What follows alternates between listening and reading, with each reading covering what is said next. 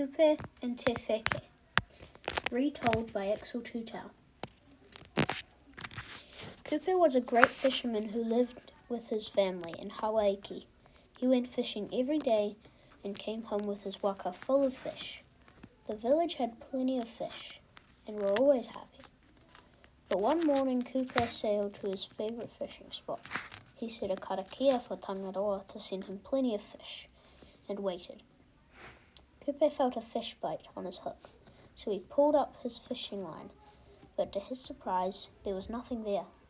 So he tried again and again, but something kept on taking his bait, and no fish were caught on his hook. He returned to the village with no fish to feed his people. The next day, Kupe tried again, but again he caught no fish. The rest of the fishermen had the same problem. The village people were hungry and upset. "What will we eat?" they cried. Kupe and villagers tried to work out what was happening. "What could be big enough to eat all those fish?" one fisherman asked. Kupe's wife suddenly stood up. "I found it," she shouted. It was each on a hook. On each hook was a strange slime. "Octopus slime," she explained. All the fishermen and villagers all looked at each other. "There's only one octopus big enough to eat that many fish," Kupe said. "This must be the giant octopus, Te Wheke." So Kupe and other villagers filled their waka with plenty of food and water and set off for a long journey to find Te Wheke. After many days of searching, they found an underwater cave, large enough to be Te Wheke's home. So Kupe chose the tastiest looking bait and pushed it onto his hook. Then he lowered his hook down and waited to catch an octopus.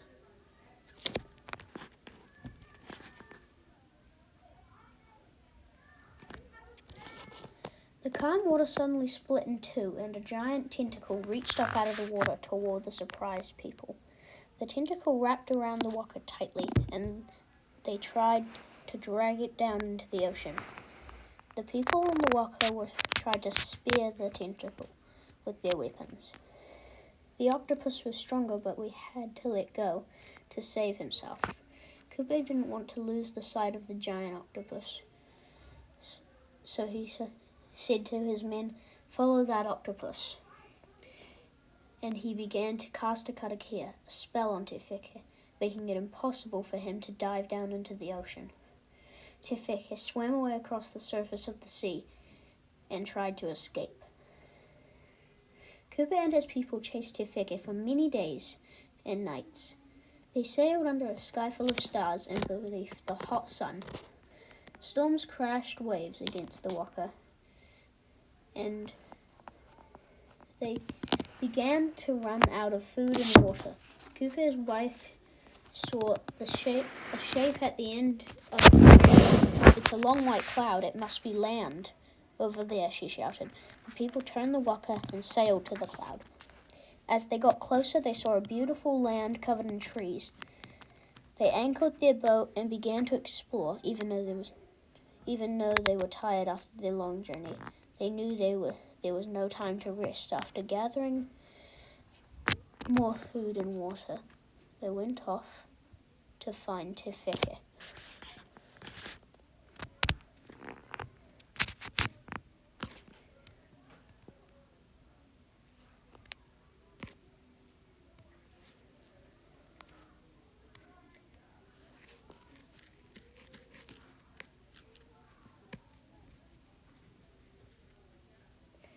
After searching for a few days, they came up to a cave big enough to be Te Wheke's home.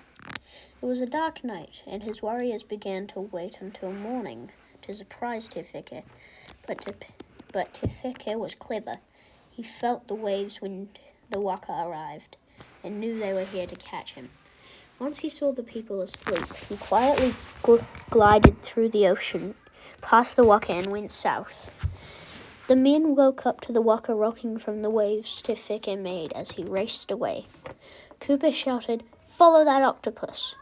The chase went cook straight. Te moana, ko rakuana, Here the wind and waves were strong. Kupe realized that Te Wheke would win a battle in such rough seas. He told his men to chase Te Wheke into a sheltered cove near the shores of South Island. Te Wheke didn't know that he was about to be tricked and swam towards the island, not realizing that he was about to be trapped.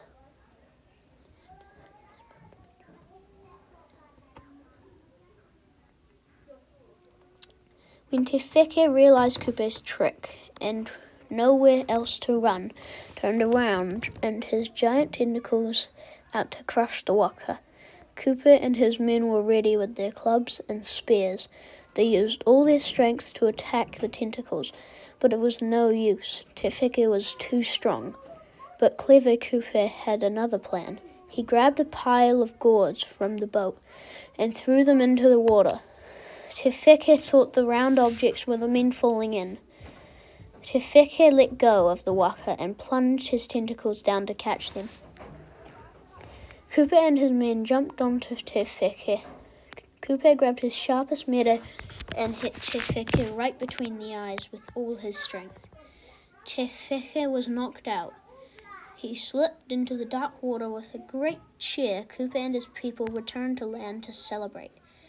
And the rest of the people explored the rest of the new land. They named it Aotearoa, land of the long white cloud. As they traveled north along the coast, Kupe gave names to places we still use today, Hokeanga, Mana Mokoru, and Kohu, as well as many more. Kupe and his men could not wait. With the exciting news to share, Kupe and his people set off for a long journey to return to Hawaii. On their return, they wasted no time sharing their amazing victory against Te Wheke and the beautiful Aotearoa with plenty of space, trees, and food for many people. Some families decided to make a long journey to Aotearoa. They decided to make it their home. Māori people can still call Aotearoa their home. The end. Retold by Axel Tutau.